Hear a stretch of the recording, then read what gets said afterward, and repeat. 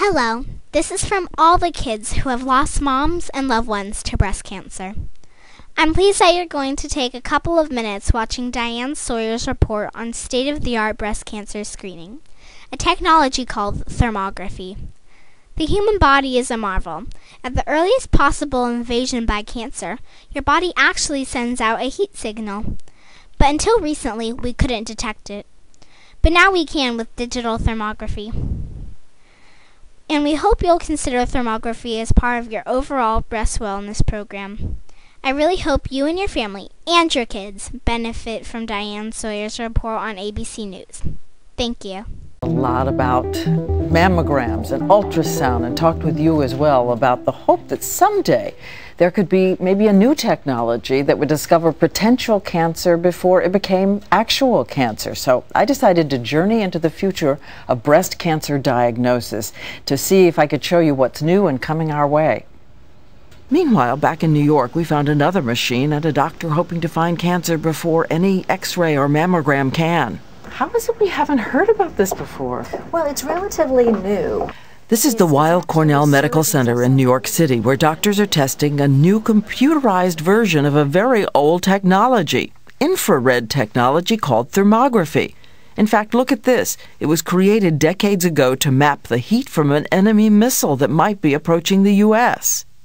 Well, a growing cancer produces extra blood vessels, and blood vessels produce extra heat. So if you were sitting here, for example, as a patient, then there's this puff of air that comes out and would actually blow on the breasts. And then this camera takes a picture looking at the temperature gradients. It really sort of looks like Haight-Ashbury, you know, in the 1960s. It's a very kind of trippy looking screen here. So the machine works this way. You strip down, cool air, like an air conditioner, blows on your breasts. Breasts generally don't have a lot of vessels, so they show up gray. As you can see, you generally have extra vessels in your neck and face. That's why mine are red. But if extra vessels show up in your breast... And you see where you're clothed, it's cooler, so not surprising. Right. Now, the whole principle that this is based upon is that when a cancer develops, it creates a new blood supply.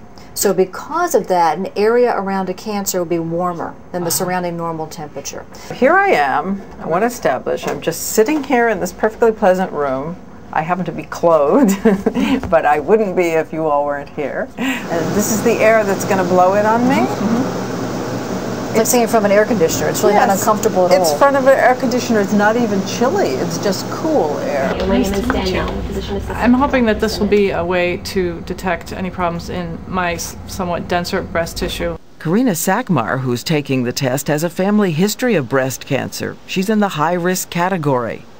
Neither her mammogram or sonogram have shown any problems, but we look at the result of this scan. And in particular, this little pink spot right there is abnormal. So what that's saying is that that particular area in the patient's right breast in the upper outer quadrant is suspicious for having cancer.